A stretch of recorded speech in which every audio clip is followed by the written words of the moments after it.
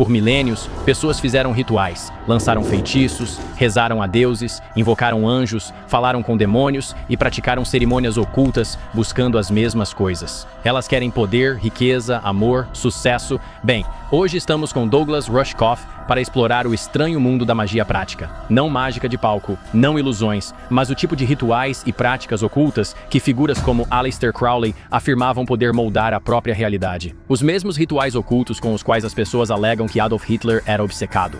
Douglas relata sua experiência em cerimônias mágicas atuando com ocultistas e bruxas e explica por que tantas pessoas inteligentes ao longo da história foram atraídas por essas mesmas tradições.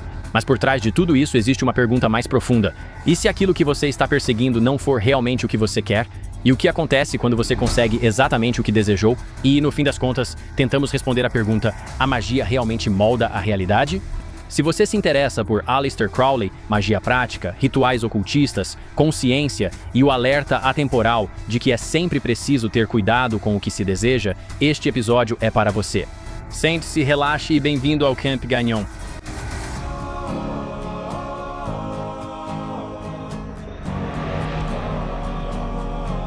Douglas, obrigado por se juntar a mim. Obrigado por me receber. Estou muito animado para conversar sobre esse assunto específico. É uma das coisas que me fascina desde muito jovem. Eu não sei exatamente por quê. Acho que é porque minha mãe é uma católica profundamente apaixonada, mas também uma teórica da conspiração. E enquanto eu crescia... Na verdade, isso anda junto. De muitas maneiras. Quero dizer, enquanto eu crescia, ela conversava comigo sobre, a natureza do catolicismo e da espiritualidade. E a gente meio que debatia sobre essas coisas o tempo todo. E ao mesmo tempo me mostrava coisas na mídia, então me apresentava diferentes músicos e videoclipes e dizia tipo, olha, essa pessoa é ocultista. E se você reparar, tem um olho aqui, e isso é um símbolo, e isso é programação preditiva, e eles estão tentando nos avisar sobre o que vai acontecer. E ela me falava sobre Aleister Crowley desde muito jovem. Ela me falava sobre os conceitos centrais de telema e dizia que isso era uma inversão da missa. Se você vê a transubstanciação na Eucaristia como Deus intervindo e se comunicando com os humanos, essas missas negras ou a inversão. Desde jovem fui ensinado sobre o ocultismo nessa perspectiva. E tem sido uma paixão minha, por muito tempo, me aprofundar nessas figuras como uma forma de entender o mundo ao meu redor, mas também de entender meu relacionamento com minha mãe. E isso acabou se tornando um projeto muito pessoal. Então, eu vi que você escreveu um livro, acho que uma graphic novel, talvez, sobre Aleister Crowley e Hitler. Certo. É como um diálogo fictício entre eles.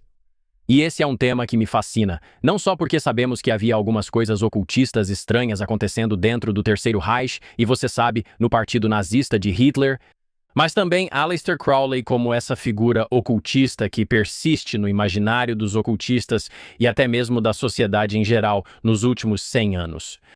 Os dois meio que convergindo, tem algo muito interessante nisso. Então eu fico curioso, o que te atraiu para isso? Como um acadêmico como você acaba se envolvendo com o ocultismo e pesquisando esse tema? Só você me chamaria de acadêmico, pois os acadêmicos não fariam isso. Eu escrevo quadrinhos e livros, tive um filho e não tinha plano de saúde. Então eu já tinha escrito livros suficientes para conseguir fazer uma dissertação com certa facilidade. Então eu fiz uma dissertação e consegui meu doutorado por causa disso. Assim eu poderia dar aulas... E agora eu tenho plano de saúde. Legal. Mas eu não sou um acadêmico. Eu não gosto de sentar e escrever artigos acadêmicos e essas coisas. A maneira como eu entrei nessa história toda foi engraçado. Eu estava na minha primeira Comic Con e já tinha feito uma série chamada Testament, que traz uma visão da Bíblia como magia sexual. O que é muito legal. Com personagens tentando fugir do tempo linear. E eu estava com outra galera dos quadrinhos de verdade. Eu estava andando na rua para jantar com o Dean Haspel. Não sei se você conhece ele, Grant Morrison. São grandes roteiristas de quadrinhos. E eles jogam esse jogo tipo, Superman contra Batman. E eles continuam inventando personagens. Tipo, quem você colocaria contra, Bruce Lee versus, Chuck Norris é... Exatamente, tipo como coisa de quadrinhos. E todo mundo dando sugestões. E aí eu falo, e se fosse Adolf Hitler versus Aleister Crowley? E Grant Morrison se vira pra mim e fala, você tem que escrever esse. Uau! Foi tipo, tudo bem. Então eu pensei, ok, deixa eu ver. E comecei a fazer uma pesquisa histórica sobre Aleister Crowley. E eu descobri que de verdade mesmo, Aleister Crowley foi recrutado por Ian Fleming, o cara que escreveu as histórias de James Bond. Ian Fleming também era do MI5, que é tipo a CIA da Inglaterra durante a Segunda Guerra Mundial, e ele recrutou Aleister Crowley para fazer magia contra Hitler durante a Segunda Guerra Mundial. E eles faziam isso principalmente para tentar desestabilizar psicologicamente Hitler. Primeiro, para que ele soubesse que alguém estava fazendo magia contra ele e tudo mais. E o que Crowley realmente fez historicamente foi criar mapas astrais falsos, porque eles sabiam que Hitler estava usando mapas astrais para decidir suas ações militares, coisas de astrologia. E eles deram a Hitler mapas astrais que foram feitos para induzi-lo a atacar em certos lugares, de certas formas e em horários que eram bem planejados para os aliados. Assim, eles meio que sabiam de onde ele viria. E a segunda coisa que ele realmente fez foi criar um sigilo para tentar combater, bem, na verdade, três coisas. A segunda coisa que ele fez foi conseguir fazer os americanos focarem em recuperar a lança do destino. Foi essa espada que foi usada para matar Jesus que Hitler pegou. Ele conseguiu bem no começo de uma de suas batalhas e a levou para, você sabe, aquela igreja nazista. Ela estava na Casa dos Tesouros em Viena, creio eu. E quando eles ocuparam a Áustria, supostamente uma das primeiras coisas que Hitler fez, ou pelo menos seus homens fizeram, foi entrar e pegar essa lança de Longino, essa verdadeira lança do destino. Assim, ela estaria com eles, pois acreditavam que quem tivesse a lança venceria a guerra. Há várias lendas sobre isso. Ouvi que Carlos Magno, imperador do Sacro Império Romano, ficou anos com a lança, mas a perdeu em um rio antes de uma batalha. Quando ele perdeu o império. Exatamente. Por isso, ocultistas acreditam que ela tem essa energia. Então ele foi quem conseguiu. E Patton realmente fez questão durante as batalhas de ir lá e pegar isso. E logo depois que eles conseguiram, toda a guerra mudou. Foi realmente o ponto de virada. Quero dizer, talvez mudasse de qualquer forma, mas esse foi o ponto de virada. E em terceiro lugar, ele viu que Aleister Crowley entendeu que Hitler estava fazendo magia negra, que ele estava energizando a suástica, que é, você sabe, aquele símbolo do nazismo. Não era originalmente, mas eles inverteram a suástica e usaram como símbolo deles. Eles estavam energizando a suástica com a incineração de todos esses corpos. Eles estavam queimando corpos. Não era uma maneira inteligente de se livrar das pessoas. Era você queimar os corpos como uma forma de energizar essa coisa mágica. Então ele, levantando os dedos, vê a de vitória.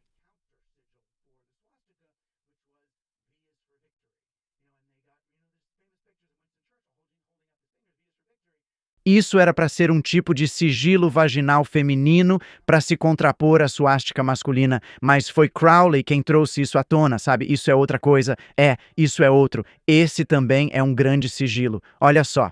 Mas bem ali embaixo, veja, tem o pênis em cima e o 666, e então o V de Vitória está embaixo. E é isso que eles usaram, mas isso veio de Crowley. Então isso era tudo verdade. Então decidi, que tipo de história em quadrinhos posso criar a partir disso? Então eu realmente queria explorar algo que ainda estou investigando. E hoje, será que a magia é real? Em outras palavras, é como realmente mover a matéria? Ou a magia é uma espécie de propaganda que funciona porque as pessoas acreditam nela? E, no fim das contas, qual é a diferença? Sabe qual é a diferença? É magia? Eu acredito que posso mover meu braço. Eu movi meu braço. É tipo, o que foi isso? Foi a consciência se movendo. Eu vou mover isso pela mesa. Então, minha vontade moveu isso pela mesa. Então é complicado, mas acabei escrevendo isso. Realmente, quero dizer, compre. Essa história divertida sobre um jovem, o filho de seguidores da ciência cristã, que era muito anti-espiritual porque viu o pai morrer, porque a mãe acreditava na ciência cristã e que o espírito iria salvá-lo. Então ele se tornou um racionalista. E ele é fotógrafo da Stars and Stripes. E ele é chamado pelos generais pelos generais do Exército dos Estados Unidos para ser o responsável por recrutar Aleister Crowley, se infiltrar no tipo de culto de magia sexual de Crowley e recrutá-lo para a guerra. E, resumindo, eles derrotam Hitler. Mas o jovem acredita que magia é completamente real, que estamos fazendo magia para combater a magia de Hitler. E ele acaba se envolvendo nisso de uma forma meio ruim. E Crowley continua tentando dizer, quase como: Olivier, meu caro rapaz, você já ouviu falar em atuação? Sabe, estávamos fazendo eles acreditarem em coisas e mudando as coisas. E o garoto acaba sendo quem recrutou Crowley e teve toda essa grande experiência e assassinato. E acaba vindo para a América depois da guerra e criando a indústria publicitária. Porque é a mesma coisa que você faz. Você cria um logotipo, que é um sigilo, e você carrega esse sigilo como o feitiço corporativo. Sabe? Então era meio que olhar para isso, sabe? Que Hitler perdeu, mas ele venceu a guerra no sentido de que ele venceu com sua visão de mundo de carregar sigilos para dominar pessoas, acabaram se tornando, você sabe, o jeito americano. Uau! Quero dizer, fascinante. Estou realmente animado para ler isso. Agora, só para destrinchar um pouco da terminologia para quem nunca teve contato com isso, ou talvez esteja meio que discretamente interessado no ocultismo, você pode explicar o que quer dizer quando fala em magia? Estamos falando de magia escrita com CK. Não é David Blaine, não é Chris Angel. Talvez até seja, mas não estamos falando de truques de cartas. O que é magia no sentido ocultista? Quero dizer, depende de qual definição você usa. Você pode dizer que magia é ciência que ainda não entendemos. Então são outros caminhos. Quero dizer, eu vejo isso realmente como formas de exercer sua vontade, sabe, através da vida, da matéria e de tudo mais. Quero dizer, é meio mais fácil de entender com exemplos.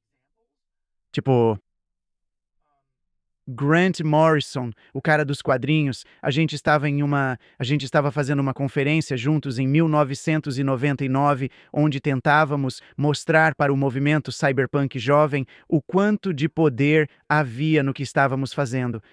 Então ele contou para eles, sabe, ele estava só bebendo ou pirando, estava completamente bêbado e subiu na frente das, sei lá, 500 mil pessoas, seja lá quantas tinham lá, e explicou para eles como fazer um sigilo. Então tudo o que ele disse foi, é isso que é magia. Sabe, você escreve algo que você quer, tipo, eu quero, sei lá, mais sexo na minha vida, ou eu quero isso, ou seja lá o que for.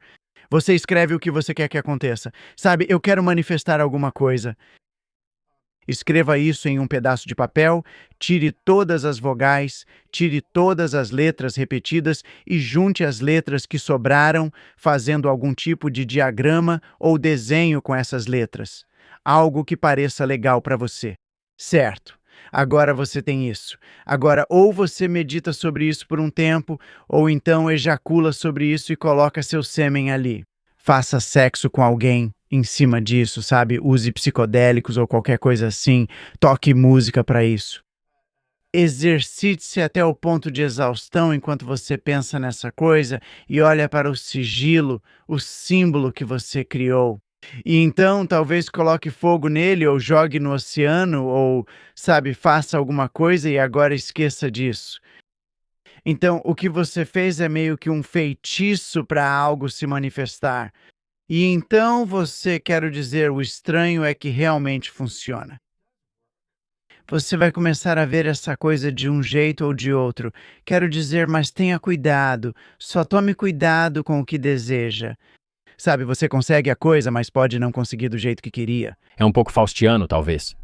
E sabe, e Alan Moore, que é outro autor de quadrinhos, um autor muito famoso, diria, não faça isso. Isso é chamado de magia do caos, e não faça isso. Ele diria, não faça magia para desejar coisas, você só deve fazer magia pelo próprio ato de fazer magia, que é uma forma de entender a interconexão da realidade. É um caminho, e eu prefiro pensar dessa forma, que é uma maneira de navegar pelo mundo. onde você pode começar a fazer um tipo diferente de reconhecimento de padrões, onde você pode começar a usar sua intuição e seu sexto sentido para se mover pelo mundo. Tem uma coisa que eu faço há muito tempo. Tem algumas pessoas. Conheci algumas pessoas que não fazem parte da minha vida, mas encontrei em uma conferência ou que escreveram um livro ou algo parecido, e elas se tornaram como indicadores negativos para mim. Tipo, se eu sou convidado para uma conferência e vejo, e estou tentando decidir se vou ou não, e vejo que essa pessoa vai palestrar lá, é como se o universo estivesse me dizendo, não vá nessa.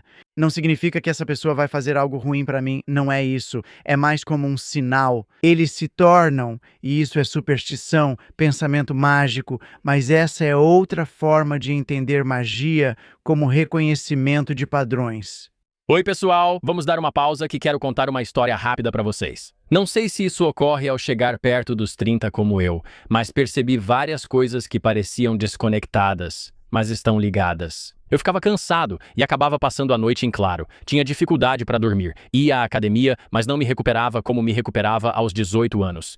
E parecia que eu estava fazendo tudo certo, mas meu corpo simplesmente não respondia como fazia 5 ou 10 anos atrás. Então comecei a pesquisar sobre isso, e uma coisa que sempre aparecia era o cortisol. É o hormônio do estresse do seu corpo. E entre fazer shows, participar de podcasts, tentar ser pai, ficar nas telas e passando o dia todo rolando o feed e vendo coisa ruim, meu nível de estresse estava sempre elevado.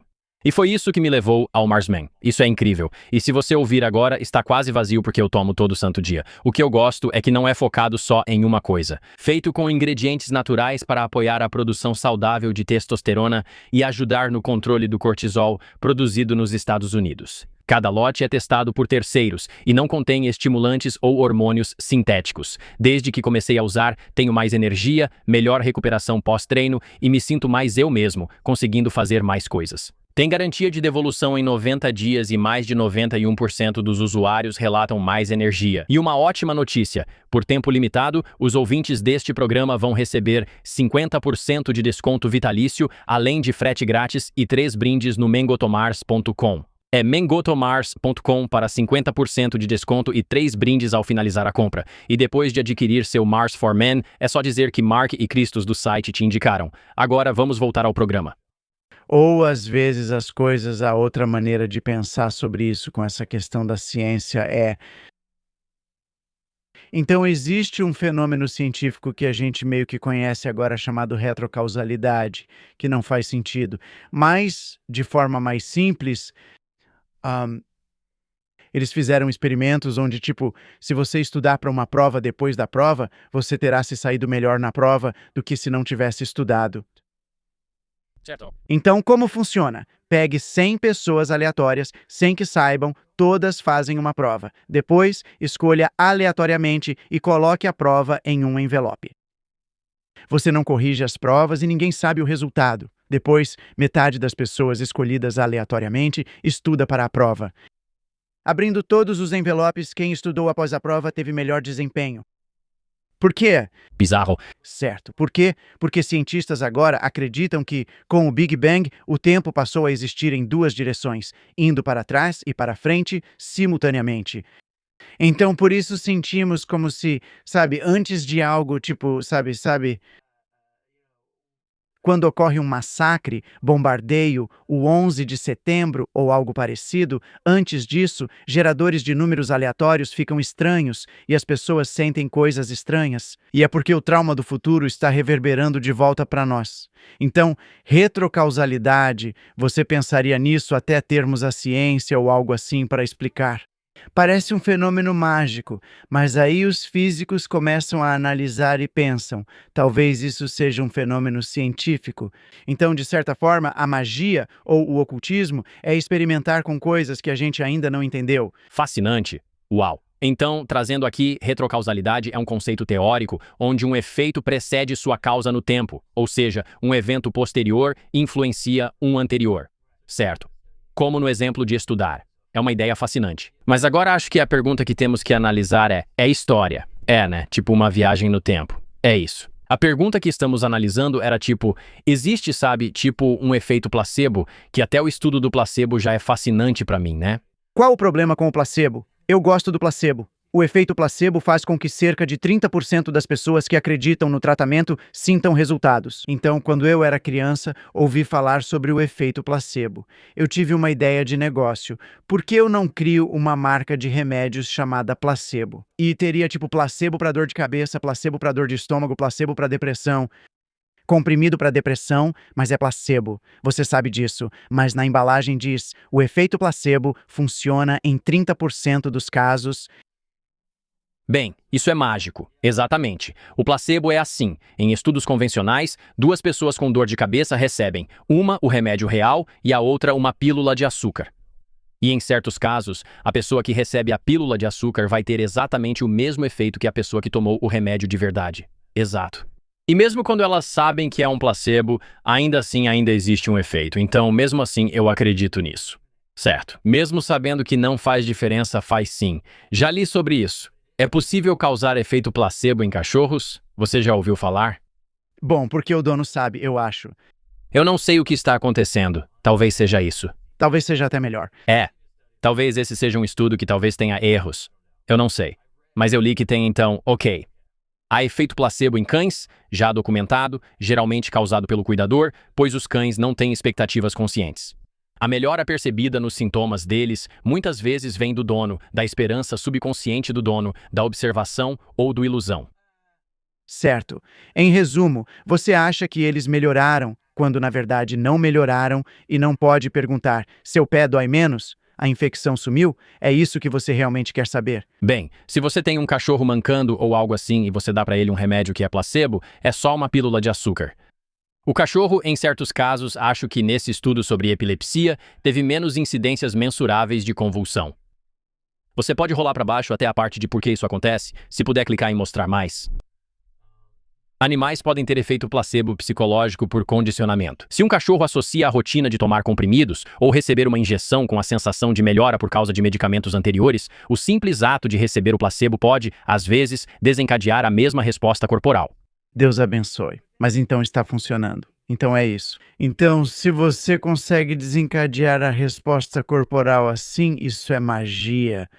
Acredito que a hipnose age de forma semelhante. Certo. Mas então, o que é hipnose, afinal? É algum tipo de controle sobre alguma coisa? Mas então, é esse o tipo de coisa que eu defendo na história em quadrinhos. O livro com que Crowley brinca, ao menos em Hitler, afirma que só estamos mexendo com sua cabeça. Não leve isso a sério, pois o jovem acólito leva tudo a sério demais e acaba, você sabe, até matando pessoas porque se envolve totalmente nisso. Mas eu acho engraçado. Agora você vai entender. É por isso que eu não sou um acadêmico, certo? Eu estava dando aula na New School, um curso sobre propaganda. Eu estava na escola em Nova York. Sim. A New School fica no Village. E isso foi antes, quando eu era apenas um professor adjunto. Eles deixavam qualquer um entrar. Não é como a faculdade funciona hoje em dia. Mas eu ainda era bom. Então eu estava dando um curso sobre propaganda como professor adjunto, porque eu era autor, então eu tinha um certo prestígio lá. E eu estava tentando discutir com eles a diferença entre mágica de manipulação psicológica e mágica de verdade. E eu expliquei a mágica de manipulação psicológica, sabe? Como estamos dizendo aqui, efeito placebo, propaganda e tudo isso. E então, era verão e tinha uma mosca voando pela sala. E eu disse, mágica de verdade, tipo, a mágica seria se eu pegasse meu dedo como se fosse uma arma e simplesmente derrubasse aquela mosca do ar com um tiro. E no segundo em que eu fiz puff com a minha mão, a mosca caiu do ar direto no chão. E tipo, todo mundo ficou assustado. Sério, todo mundo ficou assustado. Eles acharam que era um truque. Não, eles ficaram assustados. Todos nós ficamos assustados. Eu também estou. Nos reunimos onde a mosca estava no chão, totalmente imóvel. E a gente ficou tipo, caramba, eu matei uma mosca com magia. E a gente ficou olhando para ela. E aí, eventualmente, ela meio que se mexeu, se levantou, se sacudiu e voou direto pela janela. E O que você faz com isso? o que você faz com isso? Certo. Então, eu conversei com um monte de pessoas sobre isso. Engraçado. E os Maori, que são povos indígenas da Nova Zelândia, Eles dizem que o que aconteceu, e eu gosto mais dessa história, é que não foi a sua magia que fez isso. Foram os espíritos na sala que não queriam que você dissesse isso para essas crianças. Não queriam que você ensinasse para essas pessoas que magia não era real, que magia era só propaganda. Então eles entraram e possuíram a mosca e a derrubaram no chão para refutar seu argumento de que isso não poderia acontecer. Entendi. Eles queriam desmentir porque não queriam você numa posição de autoridade diante dessas pessoas para desfazer a ideia de magia. E você mesmo, eles sabiam que, no fundo, eu meio que acreditava em magia, mas foi isso que aconteceu. E é por isso, e então, uma vez que isso foi feito, eles foram embora. E é por isso que a mosca pôde levantar voo e ir embora, porque você não matou a mosca. Uau. Quer dizer, Então que porra é essa? que porra é essa? Quase a mesma história. Meu Deus, sério, o que aconteceu? Você sabe qual é a história que eu vou mencionar. A magia se prova. A magia é uma pregadora de peças. É isso. Estamos em um mundo mágico. É engraçado. Ela só te sacaneia o suficiente. Eu gostaria de me considerar um ser humano racional. Claro, eu tenho um conceito do divino e eu rezo e acredito em Deus. É isso e eu vou à igreja. Deus. Eu sei.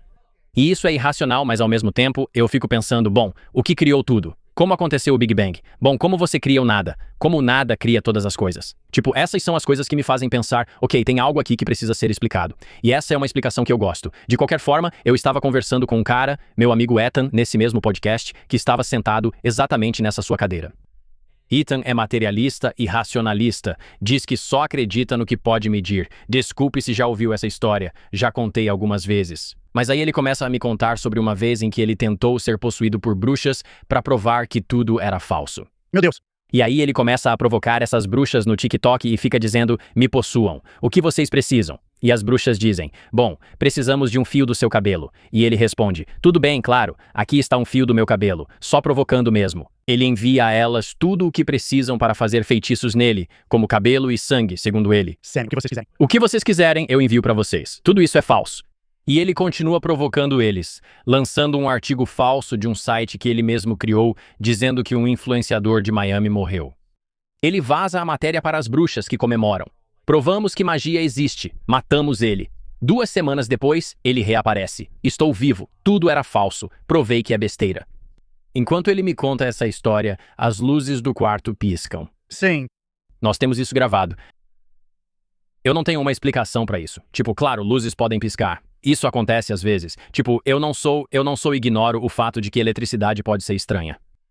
É uma luz que a gente ainda usa. É exatamente essa luz que temos aqui. Usamos ela há anos, não está ligada à rede elétrica principal, é uma luz à bateria. Ela foi utilizada por 2 anos até então. Usamos ela em shows de comédia, ficando ligada por horas. Ela nunca piscou desde então ou depois disso. Nunca de forma inexplicável. Eu sei. E é muito fácil para a magia agir nisso, né? A rede elétrica é difícil, mas algo independente assim é simples, exige menos energia. Agora temos 2 luzes à bateria. Uma do meu lado e outra do dele. Aqui está ao lado dele e começa a piscar enquanto ele fala. Achei que era uma pegadinha, que você estava brincando comigo. E ele ainda diz, não tenho controle sobre essa luz. O que aconteceu ali? Eu não faço ideia. Por que aconteceu? Eu não sei. E eu conversei com pessoas diferentes, falei com um padre católico com quem tenho muita proximidade. Conversei com outras pessoas e elas dizem que foram os seres, ou nesse caso, o diabo, que foi como ele descreveu, piscando para você. É o espírito dizendo, tipo, você acha que isso tudo é besteira? Então, olha só, o que eu faço com isso? Eu não sei. E o universo sabe. Essa é a questão. E é isso que Alan Moore quer dizer quando ele fala, olha, não faça esse tipo de magia para forçar as coisas, porque o mundo já está do seu lado. O mundo já está do seu lado. Você faz magia pela própria magia. É como se a magia fosse quase como se todo o campo da magia fosse um personagem com senso de humor que vai piscar para você.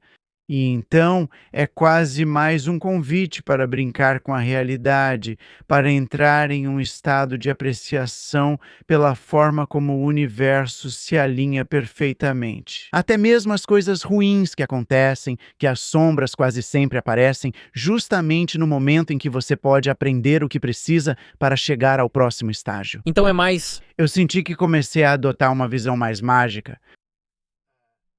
Sensibilidade. Quero dizer, é estranho. Não sei se essa é uma boa história para contar ou não. Então, você corta se for ruim. Mas eu fui a um retiro de xamanismo sexual por uma semana na Costa Rica. E havia um ritual de templo realmente difícil que ia acontecer, algo realmente íntimo. Alguém se envolve intimamente com você. E havia isso meio que aleatório. Eles usavam coisas da floresta tropical. Você escolhe coisas para ser pareado aleatoriamente com outra pessoa lá. E havia uma jovem lá com quem eu tive uma conexão muito profunda por causa de outras coisas que aconteceram ao longo daquela semana. E você sabe que as chances de ser pareado com ela seriam muito baixas, mas ahm, diante do que teria que acontecer, pensei, por favor, adoraria que fosse ela, mas tirei isso da cabeça e vou aceitar o que o universo decidir. E nós fizemos aquela coisa das folhas e escolhemos e acabou sendo ela. Sabe, uma entre tantas. E quando vi ela com a mesma folha chorando, pensei, droga, ela não quer fazer aquilo. E aí ela disse, não, ela disse, eu desejei e eu sabia que seria você. Eu sabia que seria. E eu só senti naquele momento que era como se o universo dissesse, tipo, claro, estamos aqui por você. Isso é você. Se você se entregar a essa realidade somática, incorporada, a esse tipo de coisa mais Kundalini, esse sentido aranha, se abra. Apenas se abra. Você esteve aqui só vivendo na sua cabeça por 60 anos, porra. Tipo, vamos lá. Estamos aqui. Nós estamos te amparando. Depois daquele momento, além do próprio ritual, onde eu tive um despertar completo da Kundalini, eu estava, porra, sabe, simplesmente vibrando no chão. Eu nunca tinha sentido nada assim. Eu não sabia o que era aquilo. Eu achei que estava tendo um maldito derrame ou algo assim, mas era essa coisa chamada abertura da Kundalini, e desde então, isso foi há alguns meses. Desde então, eu tenho andado por aí como se tivesse quase como um fio elétrico indo da base da minha coluna, passando pela minha bunda até o topo da minha cabeça. E isso, sabe, se eu só penso um pouco sobre isso, é como um sensor vivo. Eu posso sentir como se fosse um para-raios, não só a energia subindo e descendo, mas também o que é certo e errado. Eu posso usar isso para me guiar ao invés de meus mapas mentais e confiar que isso me leva aos lugares certos. Não falo só de andar pela cidade, mas na vida. E se você realmente confiasse? Quero dizer, Deus, é tão triste até pensar assim, porque é triste que não façamos isso. E se você realmente confiasse nos seus sentimentos? Certo, essa intuição. Como eu realmente me sinto. E além disso, e se você fosse realmente honesto o tempo todo com as pessoas sobre tudo, e se você fosse honesto sobre o que você realmente quer e o que você quer, cara, o que você quer e o que você realmente quer querer, sabe? E esse é o truque da magia. É por isso que Aleister Crowley falava sobre magia como a sua vontade. Seja fiel à tua própria vontade, certo? Seja fiel à tua própria vontade, a vontade acima de tudo. Mas descobrir sua vontade é difícil. O que você realmente quer? Antes de escrever e criar um sigilo, eu quero isso, eu quero ela. Eu quero, você não sabe quem ela é, sabe? E você não sabe o que você quer. Cala a boca, sabe? Certo. Bem, é aqui que eu entro em conflito com a magia. Porque Porque, de certa forma, como pessoas religiosas, estamos praticando. Acho que chamar isso de magia talvez seja um pouco herético. Mas essa versão em que eu rezo pelos meus inimigos é algo que sempre menciono nessas conversas, onde toda noite antes de dormir rezo por quem me prejudicou. E mesmo com alguém que tenha te prejudicado muito, eu rezo. Eu rezo pelas pessoas de quem eu gosto muito. Mas, em particular, eu tento focar nas pessoas que me prejudicaram e tento realmente resolver qualquer tipo de frustração interna que eu tenha. E de uma forma genuína, não tipo, Deus, mostra pra essa pessoa o quanto ela estava errada pelo que fez. É mais assim, Deus, eu realmente entrego tudo a você. E eu deixo. Eu espero que elas estejam bem. Eu espero que elas estejam felizes. Espero que elas tenham encontrado paz, mesmo sem mim. Se não nos falarmos mais, tudo bem. E com uma frequência muito alta, elas entram em contato comigo em alguns meses. E eu não sei o que pensar disso. Eu também sugeriria, numa visão de mundo mágica, que ver as pessoas que te prejudicaram seria vê-las como Budas. Sabe o que isso me oferece? Certo. É. E com certeza tem coisas que eu aprendi com isso, mas eu também não gosto dessa coisa não resolvida, onde fica um rancor, tem um ressentimento e eles ficam frustrados comigo. Kapur, e você? Não, exatamente. A gente precisa desse ano de jubileu pra meio que purificar tudo. Então tem isso, sabe? Eu fico frustrado e eles ficam frustrados e nós dois ficamos bravos ou sei lá. E aí eu só digo, eu libero tudo isso. E aí, muitas vezes, eles só me mandam uma mensagem. Eles pedem desculpas pelo que aconteceu há alguns meses e dizem que estavam passando por muita coisa. Esperam que você esteja bem. Sim, isso realmente ocorreu cerca de 5 ou 6 vezes nos últimos 2 ou 3 anos. Viu? Magia. Bem, eu chamo de poder da oração, mas tudo bem, acho que estamos falando basicamente da mesma coisa. Uma oração. Mas acho que isso é o mais mágico que pode ser. Eu resisto a isso. Vou chamar de poder da oração. Tudo bem, estamos falando exatamente da mesma coisa. Poder da oração. Sem magia, não existe esse negócio de magia. Não existe feitiçaria. Feiticeiras, nós apedrejamos até a morte. Entendi, é o que estou dizendo. Essas coisas existem, então você precisa apedrejá-las.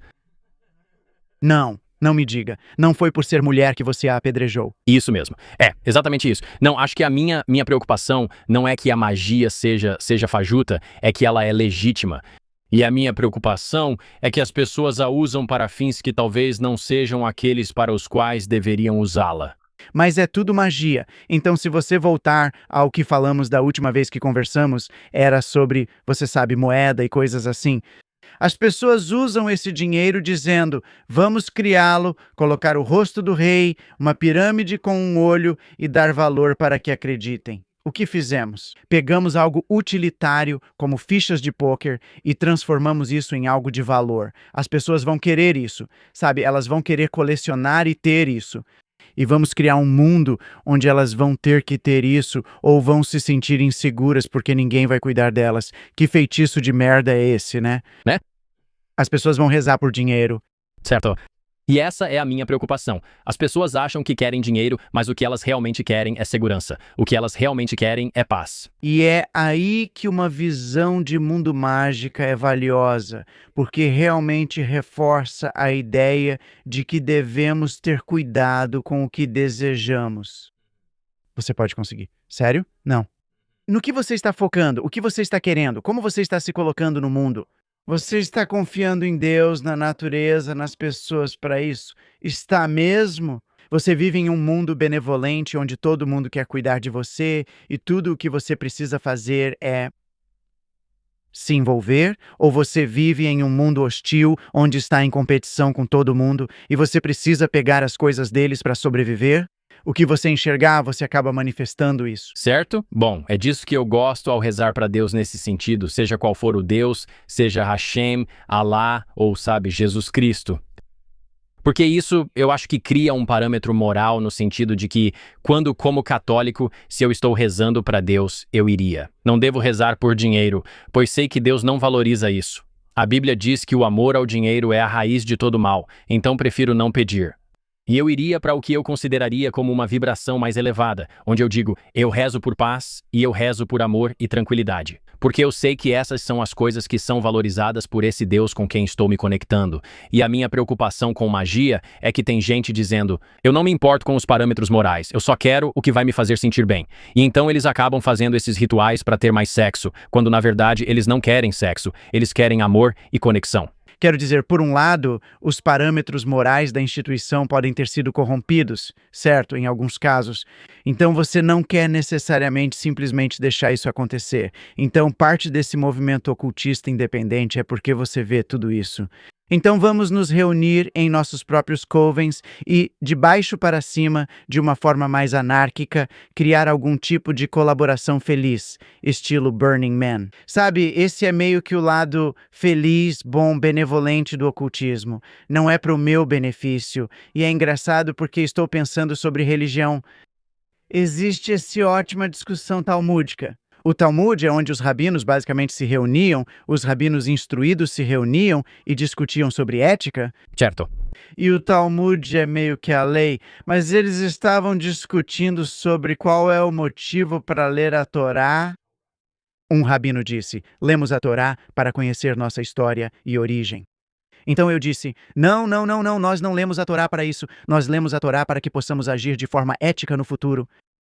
E então o velho, seja quem for, o grande rabino Rambam ou outro, disse: não lemos por causa do passado ou futuro. Você lê a Torá simplesmente para ler a Torá. É tipo, o quê? E eles disseram que Lishma era a palavra. Você faz isso pelo valor em si. Você lê a Torá pela Torá e foi tipo, uau! Então é a mesma coisa com a oração. De certa forma, você não reza pedindo coisas. A verdadeira oração é quando você reza em agradecimento pela própria coisa. Da criação. Você sabe. Sim, você sabe, Deus é grande, é isso, é só isso, não tem mais nada. E aí, galera, vamos fazer uma pausa rapidinho, porque eu quero falar pra vocês sobre uma marca que eu realmente adoro. Vocês provavelmente já viram anúncios dela no Instagram e é a Ultra, é a melhor. Como vocês já sabem, eu estou super focado em coisas como fitness, sono, jejum e tudo isso. E uma coisa importante pra mim agora é conseguir energia e foco sem ficar agitado, pilhado ou nervoso. Tipo, meu coração fica disparado e é por isso que eu procurei a Ultra. Os sachês não têm nicotina, não têm cafeína e te dão foco limpo e energia suave quando você precisa se concentrar. E muita gente acha que os sachês ajudam na academia. Mas a nicotina, na verdade, é um vasoconstritor. Ela realmente estreita seus vasos sanguíneos e restringe a entrega de oxigênio para os músculos, podendo até atrapalhar o pump que você está tentando alcançar. Ela também pode elevar sua frequência cardíaca e pressão arterial, o que não é desejável. Quando você já treina pesado, Ultra oferece a experiência do sachê, divertida, saborosa e 100% sem nicotina. Eles utilizam nootrópicos e adaptógenos comprovados para oferecer foco rápido e energia leve por 1 a 2 horas. Se você está em jejum ou dieta, eles ajudam a controlar desejos e reduzir a vontade de comer, mantendo o foco. Eles têm 5 sabores: hortelã refrescante, inverno, menta invernal, melancia e azul tropical. Meu favorito é framboesa azul, que tem um sabor incrível. Tenho os de melancia aqui porque já acabei os de framboesa azul, mas esses também são ótimos. Ultra é o sachê ideal, sem culpa, dá foco e clareza mental sem nicotina ou cafeína. E novos clientes podem usar o código CAMP, C-A-M-P, para ganhar 15 de desconto. Quando você acessar takeultra.com, é takeultra.com, para 15 de desconto usando o código CAMP. E depois que você comprar, eles vão te perguntar onde você ouviu falar deles. Por favor, diga que foi o Mark e o Cristos do acampamento que te indicaram. Agora, vamos voltar ao programa. A parte do catolicismo, tenho certeza que você tem que falar muito sobre isso, que é tão estranho. A mágica é que você come a hóstia e ela se transforma no corpo. Exatamente, transubstanciação.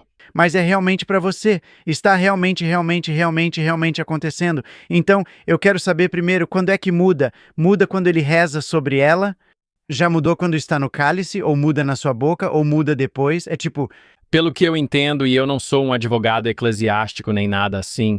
Mas pela sua experiência. Pelo que entendo, isso ocorre na consagração da missa, então você vai à missa. Pode ser ao meio-dia de domingo ou em outro horário.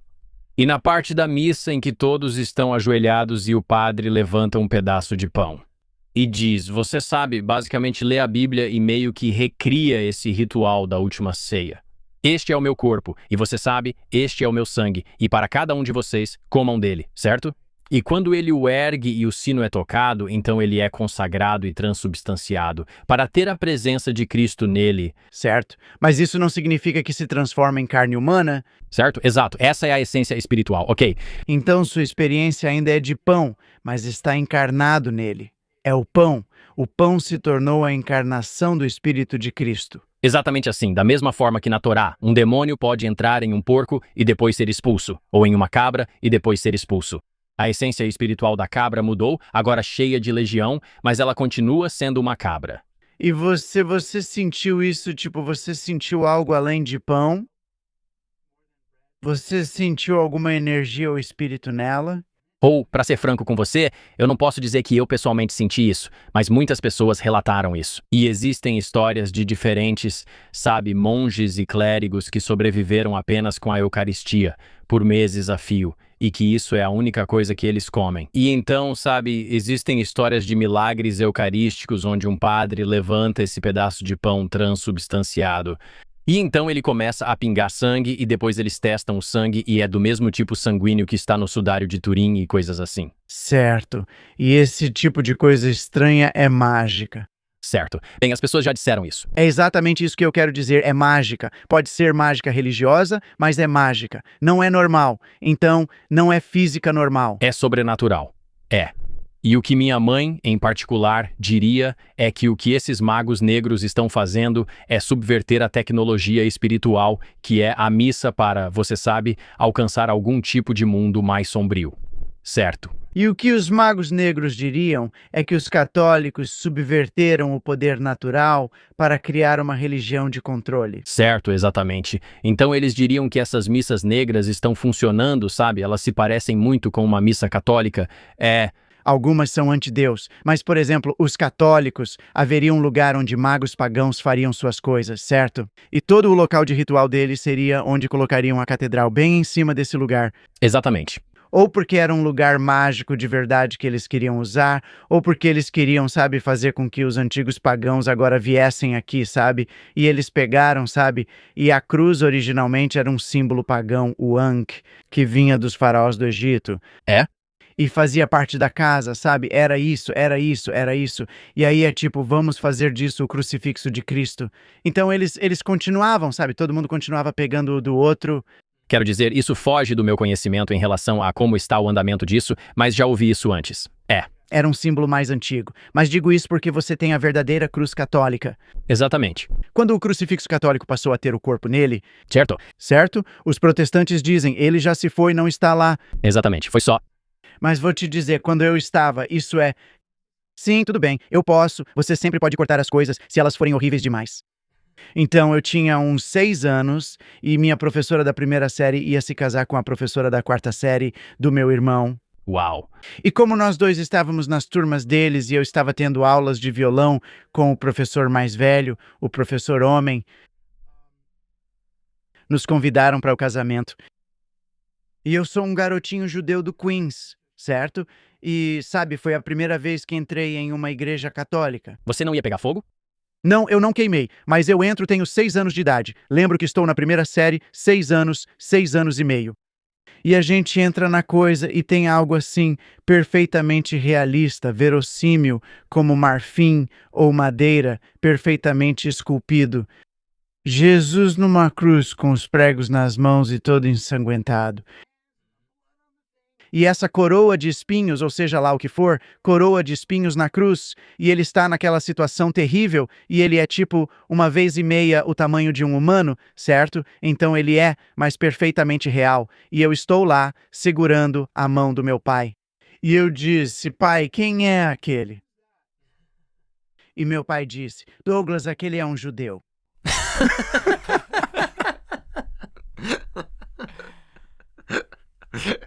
Talvez não seja a melhor introdução. Mas não pergunte quem o matou. Ok, não faça isso. Não, mas meu pai falou. Que porra de religião é essa que faz isso? E ele falou, Sabe, eles acreditam, sabe? Mate um judeu, salve o mundo. funcionou uma vez. Pode tentar de novo e ver o que acontece. Eu sei. Eu me sinto sem salvação, mas isso é toda uma outra história teológica. Mas isso é engraçado. Eu tive uma introdução muito ruim ao catolicismo. Mas agora, quando eu leio, é perfeito. Então, o Papa acabou de escrever uma coisa chamada, como é mesmo, Magnificas Humanos. Uma encíclica sobre IA. E Magníficos Humanos é o jeito em latim de dizer o que eu venho dizendo há 10 anos no Team Human, certo? Que os humanos têm valor intrínseco, que valem a pena. Certo? Você não usa autotune no James Brown ou mata a alma dele, certo? É isso que argumento. Somos humanos. O argumento do Papa pela santidade da experiência humana, de que somos especiais, de que há algo aqui, quer dizer, é tão consonante com a sensibilidade mágica. Se você não fizer isso, seguindo o conselho de Alan Moore, não deve agir nem usar a religião de forma egoísta. Certo. Alguns padres fazem coisas terríveis, você sabe. Quero dizer, elementos das cruzadas. Houve várias vezes em que religiões institucionais foram usadas para fins humanos egoístas e criativos. Fins. Da mesma forma que a magia pode ser utilizada para promover objetivos bem mesquinhos das pessoas. Basicamente, estou aprendendo que magia é o que as pessoas fazem. Isso deveria ser simples, mas você pode invocar demônios para tarefas, o que não significa que sejam maus. Eles são meio que algo de nível inferior. Você pode invocar demônios ou arcanjos. Sabe, muitos católicos fazem isso. Você busca os arcanjos, cada um daqueles pequenos espaços na lateral da igreja é dedicado a santos diferentes e outras figuras às quais você pode recorrer. Ou você pode ir direto para Jesus ou Deus ou algo assim para pedir alguma coisa. Mas quando você vai aos demônios, tipo, as pessoas procuram os demônios por coisas materiais ou algo mais imediato, os demônios também têm suas próprias intenções. Você pode até conseguir o que deseja, mas eles vão te dar do jeito deles. Você está fazendo um pedido para uma pata de macaco. Não sei se você já ouviu isso antes. Certo. Você pode conseguir desde que saiba o que está fazendo, como escrever um bom pedido e adicionar todas as salvaguardas, assim pode evitar problemas. Existem magos reais que fazem isso e muito mais. Mas, na verdade, pedi ajuda a alguns amigos mágicos meus para ajudar com a minha filha. Minha filha tem endometriose e doença de Crohn, certo? E eu fiquei tipo, porra, sabe? E os médicos estavam perplexos. E eu fiquei tipo, eu quero ajuda. O mágico que procurei disse que podia ir até esse ou aquele demônio. E eu fiquei tipo, não. Não, eu só não quero saber de demônios. Não recorra a demônios. Só vá para, sabe? Vamos para algo totalmente benevolente, sabe? Tanto faz. Não importa se vai funcionar ou não. É como Larry David indo até um feiticeiro. Não recorra a demônios. Esse jeito judeu nova-iorquino de tentar negociar com um demônio é tão engraçado. Como assim? Por que não tem um anjo disponível? Mas você sabe, nas lendas, aparentemente, você sabe que Salomão invocou os demônios para construir o templo. E sabe de uma coisa? Ele os prendeu em quê? O anel dele? Estrela de Davi. Certo. A estrela de 6 pontas era usada, unindo 2 triângulos para conter o demônio. Esse é o selo de Salomão, certo? O que você achou que ia acontecer? O que você achou? É só o símbolo que está na bandeira de um, sabe, colonial, sei lá. Ele foi um bom, isso é um bom legado. Não invoque demônios para fazer coisas realmente importantes. Não construa uma nação com demônios capturados. Você está chegando perto. Você está chegando perto. Só estou pensando. Você está chegando perto. Não quero entrar na questão do Oriente Médio, mas foi uma premissa ruim. Você não. Salomão é mais sábio que eu, escreveu os Salmos ou algo assim. Ele é tipo... Bem, como dizem, ele é o rei mais sábio e constrói o segundo templo. Como diz a chave menor de Salomão, usou demônios para construí-lo e os manteve no selo de Salomão, a estrela de 6 pontas, ou estrela de Davi. Boa sorte em mantê-lo lá. Veja o que aconteceu com o selo. Veja o que o selo significa para a maior parte do mundo hoje. Certo. É uma questão interessante que muitos já levantaram. Mas agora Salomão é infamemente conhecido como o rei mais sábio. Certo. Mas o fim do seu legado é que ele meio que vacila. E que Salomão toma todas essas esposas. E ele meio que tem um harém de mulheres, acho que talvez cerca de 1000 mulheres. Você poderia pesquisar no Google sobre o fim da vida de Salomão, e isso é meio visto como uma história que serve de alerta. Ele ficou meio Epstein. Acho que talvez elas fossem maiores de idade. Não sei quais eram as regras da antiga Judéia, mas ele traz todas essas mulheres e aos poucos dissolve, acho que, a essência moral do que o reino deveria representar. Uau! Então, esse é o fim. Ok, então o seu enorme harém de 700 esposas e 300 concubinas acabou levando à sua queda espiritual. Na velhice, esposas estrangeiras desviaram Salomão de Deus para a idolatria, levando Deus a anunciar que tiraria o reino de sua linhagem. E o dividiria. Aí está. É aqui que eu, como católico que está se permitindo essa conversa sobre magia, digo que magia não é algo absurdo, mas sim real, e que precisa ser usada corretamente. Você se pergunta se alguém como Salomão conversa com os demônios para fazer algo e isso funciona por um tempo. O fim da história dele é visto como consequência. Cai em desgraça e tem o reino tirado de sua linhagem porque fez um pedido perigoso. Conseguiu o que queria, mas não era o que precisava. Certo? E ele ainda, quero dizer, eles também, quero dizer, a Torá faz muito isso porque eles são a Bíblia, nesse caso, porque querem garantir que você não adore esses caras, sabe? Que todos eles têm falhas, que nenhum deles, nós realmente não temos um perfeito. Certo. Então, acho que quando você consultou esse cara sobre um demônio para o crime da sua filha, Não queria um demônio apenas para magia. o que aconteceu? Bem, é interessante. Eles me fizeram fazer trabalhos, como eles dizem, onde você basicamente reza. Trabalhos com Ganesha, que é uma entidade meio mercurial do hinduísmo. Hinduísmo. Ele é o deus dos escritores, e é interessante terem escolhido ele, pois eles acabam entrando nesse estado dele. Um elefante. E eles dizem, Sim, ele tem um elefante e também usa uma das presas quebradas para escrever. Então foi estranho isso ter vindo para eles, porque ele é o deus dos escritores, e ele basicamente faz o que eles chamam de abrir caminhos para remover obstáculos. Então você meio que faz um pedido para Ganesha, sabe? Acende uma vela e um incenso e tem esse pedido escrito e foca nisso por um tempo. Às quartas-feiras, que é o dia certo e a hora planetária certa, para meio que abrir os caminhos e remover os obstáculos para encontrar o médico certo, para conseguir que o seguro cubra alguma coisa. Eu não peço exatamente por essas coisas, mas quero que tudo seja mais fácil. Ajude a encontrar a pessoa certa, conseguir uma consulta, ajude. É meio mundano, mas essas coisas importam. sabe, Isso. E aí veio o mais interessante. E então, às sextas-feiras, fazer um trabalho para Aniel, que é um arcanjo do Antigo Testamento não muito conhecido, que é venusiano, e ela é quase como uma deusa do amor, para quem normalmente as pessoas recorrem em busca de romance e coisas assim. E ela se ofereceu, de acordo com os magos, porque eles viram como a minha preocupação com a saúde da minha filha estava me impedindo de encontrar ou buscar qualquer tipo de amor romântico na minha vida, porque estou tão preocupado com ela. E a deusa venusiana, Aniel, quer tanto que eu tenha um romance que ela disse: tudo bem, eu vou vir e ajudar na saúde dela para que você possa fazer o que eu realmente quero que você faça. Então, o interessante sobre cada deus é que eles realmente têm coisas que querem, eles têm suas próprias agendas porque são diferentes, mas foi interessante. Então, foi como usar a agenda dela de mais romance no mundo para me deixar menos focado na minha filha, ajudando minha filha a se curar. E também porque a endometriose é uma doença feminina.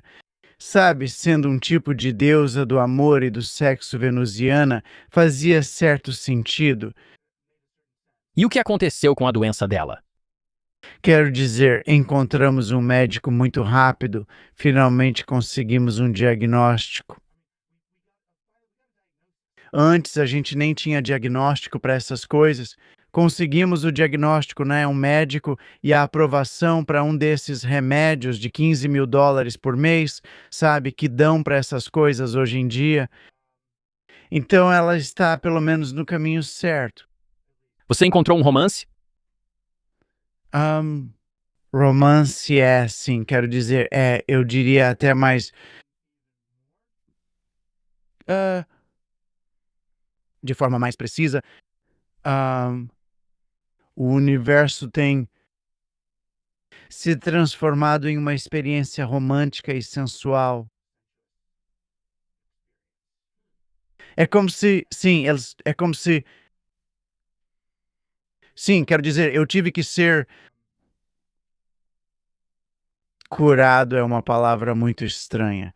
Eu tive que sentir, eu nunca me senti merecedor de ah, Eros, sabe?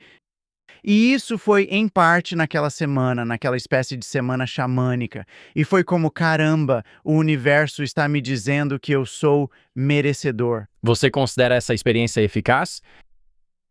Mais especificamente, esse tipo de ritual que você fez. Sim, sim. E sabe, imediatamente quando você faz esse tipo de coisa, você recebe confirmações muito fortes sobre o que você fez. Imediatamente, o que é interessante. Tipo, o. ah, eu estava fazendo o trabalho que eu deveria fazer pela saúde da minha filha, e isso foi com o Ânio. E eu tive essa percepção de que é importante para mim ajudar minha filha a cuidar melhor de si mesma, como assumir responsabilidade pela alimentação dela e coisas assim. E eu disse: ok, eu vou fazer isso. E então meu celular apitou e minha filha me mandou uma foto. Olha o que eu estou comendo no almoço hoje. Sabe, essa comida saudável que vou comer. E eu fiquei tipo, uau, isso acontece de vez em quando. Não é como se fosse o fim do mundo, mas são esses pequenos sinais, tipo o semáforo mudando. É só para te avisar, você está certo. Isso mesmo. Interessante. Podemos relacionar isso ao Crowley? Acho que sim, já que ele é visto por muitos como o homem mais perverso do mundo. É meio que a alcunha que deram a ele, acho que pela mídia inglesa, talvez. Quem foi Aleister Crowley e por que que ele é tão importante para o ocultismo do século XX? É curioso você dizer que Crowley é perverso. Isso me fez pensar na cruz psíquica. Eu toquei na banda Psychic TV, liderada por Genesis P. Orridge. E ele também era considerado, ele era o homem mais perverso da Inglaterra, mas nos anos 90 e 2000, porque eles fizeram um vídeo falso, antes mesmo de termos deepfakes, fizeram um vídeo falso dele e da banda fazendo um aborto ritualístico e comendo o feto. Ah, qual é? Mas na Inglaterra, eles achavam que era real, e eles ficaram tipo, não, e expulsaram ele do país. Quer dizer, é meio nojento. Exatamente, exatamente. Mas só daquele jeito tipo Marilyn Manson, não do jeito do Charlie Manson. Certo. Então sim, Crowley. Sim, então Crowley era originalmente meio que um explorador inglês, tipo aquele cara que escala o Monte Everest, vai para o Himalaia e tudo mais. Mas como orientalista, sabe, eles iam ver essas coisas exóticas. Então as pessoas não sabiam sobre isso. Essas pessoas na Índia, elas sentam na montanha e fazem yoga. E esses caras conseguem ficar de cabeça para baixo. E esses aqui conseguem criar a ilusão de que estão subindo por uma corda e todo mundo, sabe, bem no meio da praça da cidade. Então eles iam lá para ver todas essas coisas. E então ele acabou se tornando meio que um divulgador e explorador de atividades e coisas esotéricas. Sabe, Yoga Plus, que incluía, por exemplo, magia sexual, onde você faz sexo com propósitos específicos e usa o momento do orgasmo para obter insights divinos ou realizar desejos. Quero dizer, o que você faz quando, sabe, há um momento ali em que é quase como uma viagem de bufo ou algo assim, tipo um DM. Há um momento quando você chega ao clímax que é como reiniciar todo o seu sistema. Sabe, Então, se você e seu parceiro estão lá e fazem isso intencionalmente, reiniciando o seu sistema com algo em mente, vocês realmente podem fixar uma intenção dali em diante. Então ele se envolveu, era um verdadeiro historiador, mergulhou na história do tarô e da astrologia, analisando essas coisas e fez muitos rituais. Ele fazia parte originalmente de uma ordem mágica, a Golden Dawn, mas depois foi expulso dela, porque ele estava meio que promovendo a imagem pública dessas coisas mais do que os ocultistas estavam preparados. Eles queriam manter tudo nas sombras, não falavam muito, não falavam com a imprensa, não faziam esse tipo de coisa, sabe? Mas ele fazia, sabe, rituais, todo esse tipo de coisa, estilo de olhos bem fechados, sabe? Ah, ah, ah, Rituais de templo. O que era interessante nele para mim era que você faz rituais mágicos do jeito que pode. Isso é um pouco como viajar. Você faz essas coisas para sair do corpo, entrar nesses outros reinos onde você vê entidades Sabe, Terence McKenna chamaria eles de elfos-máquina que você vê com DMT, mas para ele não era por meio de psicodélicos. Era usando sexo, meditação, respiração, rituais, jejum ou qualquer coisa assim para chegar lá.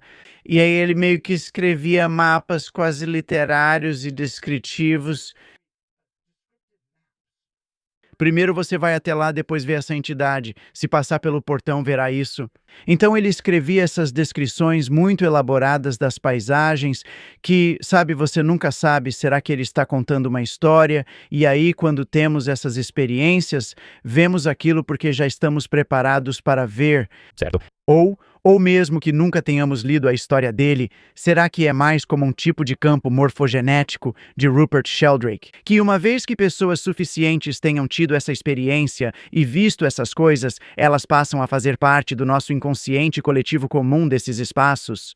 Ou ele estava mapeando novos territórios?